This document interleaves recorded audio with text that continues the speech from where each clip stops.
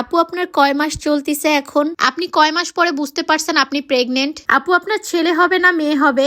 আপনি কি ডক্টরের পরামর্শ মতো চলাফেরা করতেছেন? এই সিচুয়েশনে আপনি কোন হাসপাতাল থেকে মান্থলি ট্রিটমেন্ট নিচ্ছেন? মানসিক ভাবে আপনার মা হওয়ার অনুভূতিটা কেমন? আপনি প্রেগনেন্ট হওয়ার পরে আপনাকে কোন কোন ধরনের সমস্যাগুলো বেশি ফেস করতে হয়েছে? আপনি কিভাবে এই প্রেগনেন্সির সময়টাকে পার করতেছেন? আমি প্রেগনেন্সির ভিডিও ছাড়ার পর থেকে আপনারা পাগল করে দিয়েছেন আমাকে এত এত কোশ্চেন করে। সো আজকে এই ভিডিওতে আমি সব ধরনের প্রশ্নের অ্যান্সার দিয়ে দিব। আশা করি ফুল ভিডিওটা দেখবেন, তাহলে বুঝতে পারবেন। হ্যালো গাইস, আসসালামু আলাইকুম। কি অবস্থা সবার, কেমন আছেন? আশা করি সবাই অনেক ভালো আছেন। আমিও আলহামদুলিল্লাহ অনেকটা আগে থেকে ভালো আছি, সুস্থ আছি আপনাদের দোয়ায়। আজকে যেহেতু আমার চেকআপের ডেট, এই কারণে পাগলটাকে নিয়ে বিকালবেলা রওনা দিয়ে দিলাম হসপিটালের উদ্দেশ্যে।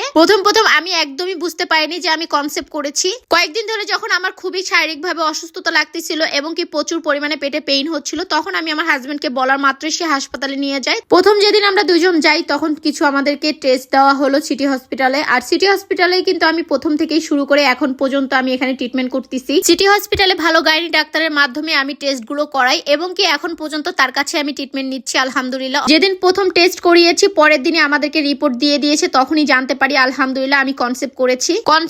তখন আমার 2 মাস রানিং চলতেছিল, সেটাও আমাদেরকে ডাক্তার জানিয়ে দিয়েছে। ডাক্তারের কথা শুনে তো আমি অনেক বেশি হ্যাপি ছিলাম এবং কি আমার পাগলটা তো আমার থেকেও বেশি খুশি হয়ে গিয়েছে যে আমি কনসেপ্ট করেছি, মানে সে বাবা হতে যাচ্ছে। এই কথা শোনার পরে তার পুরাই আসমান জমিন এক হয়ে গিয়েছিল, মানে সে অনেক বেশি হ্যাপি যে সে বাবা হতে যাচ্ছে। আমি তো শুরু থেকে শেষ পর্যন্ত আল্লাহ যদি বাঁচিয়ে রাখে, আমি এই সিটি হসপিটালে আমি যে গাইনি ডাক্তার দেখাচ্ছি আমি তার মাধ্যমে আমি দেখাবো। আল্লাহ যদি সেই পর্যন্ত আমাকে সুস্থ রাখে, ভালো রাখে ইনশাআল্লাহ। তো মাসে মাসে আমার এখানে চেক আপ করতে আসতে হয়, এই কারণে আমি আজকে চলে আসছি। আর আমার এখন বেবি কনসেপ্টের 3 মাস শেষ হয়ে 4 মাসে রানিং চলতেছে আলহামদুলিল্লাহ। এখন অনেকটাই আগের থেকে সুস্থ আছি, ভালো আছি। সবাই আমার জন্য একটু দোয়া করবেন। বাচ্চা কনসেপ্টের পরে প্রথম 3টা মাস অনেক বেশি কষ্টে কাটে, একটা মায়ের জন্য অনেক বেশি কষ্টকর হয়ে যায় ওই সময়টা পার করা।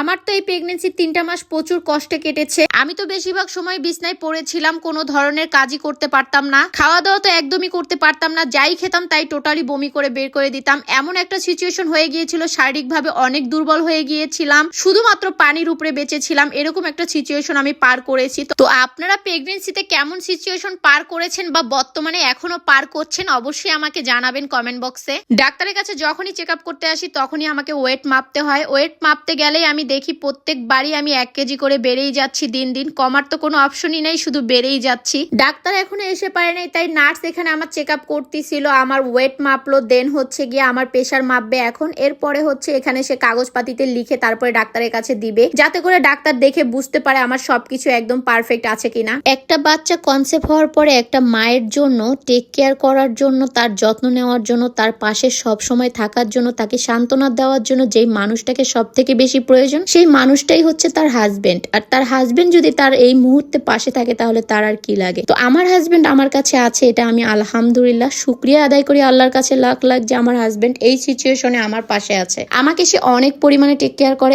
আমার ছেলে হবে নাকি মেয়ে হবে সেটা আমি এখন পর্যন্ত জানি না, আর আমি জানতেও চাই না। আমার যেটাই হবে না কেন আলহামদুলিল্লাহ আমার কাছে সেটাই অনেক বড় পাওয়া, কারণ আল্লাহর দেওয়ার সব থেকে বড় নিয়ামত হচ্ছে সন্তান। আর এই সন্তানকে আমি পেয়েছি, এটাই আমার কাছে সব থেকে বড় কিছু। আমি এটাও কখনো জাস্টিফাই করতে চাই না যে আমার ছেলে হবে নাকি মেয়ে হবে। আমি শুধু এতটুকুই চাবো আমার সন্তানটা সুস্থভাবে ভালোভাবে এই পৃথিবীতে জন্মগ্রহণ করুক। মা হওয়ার অনুভূতিটা আসলে শেয়ার করার মতো কিছুই নাই। একটা মা যখন সন্তানকে গর্ভে ধারণ করা থেকে শুরু করে জন্ম হওয়া পর্যন্ত এই কষ্টটা ফিল করে, এই কষ্টটা তখনই তার সার্থক হয় যখন তার সন্তানটা সুস্থভাবে দুনিয়াতে আসে আর সে তার সন্তানের মুখটা দেখে পৃথিবীর সকল কষ্টকে ভুলে যায়। এর থেকে বড় অনুভূতি আর কিছুই হতে পারে না একটা মায়ের জন্য। প্রেগনেন্সির মুহূর্তগুলোকে আমি একদমই ভালোভাবে কাটাতে পারতেছি না। আমার একবেলা ভালো গেলে সেকেন্ড বেলা আমার খারাপ যাচ্ছে। মানে যদি সকালে আমি ভালো থাকি তো বিকালে আমাকে অনেক পরিমাণ পেইন নিতে হচ্ছে, শারীরিকভাবে অসুস্থ হয়ে যাচ্ছি। এইভাবে আমার দিনগুলো আস্তে আস্তে কেটে যাচ্ছে কোনো রকম। যেদিন আমি একটু বেশি সুস্থ থাকি সেদিন আমার মনে হয় সবকিছুই ভালো,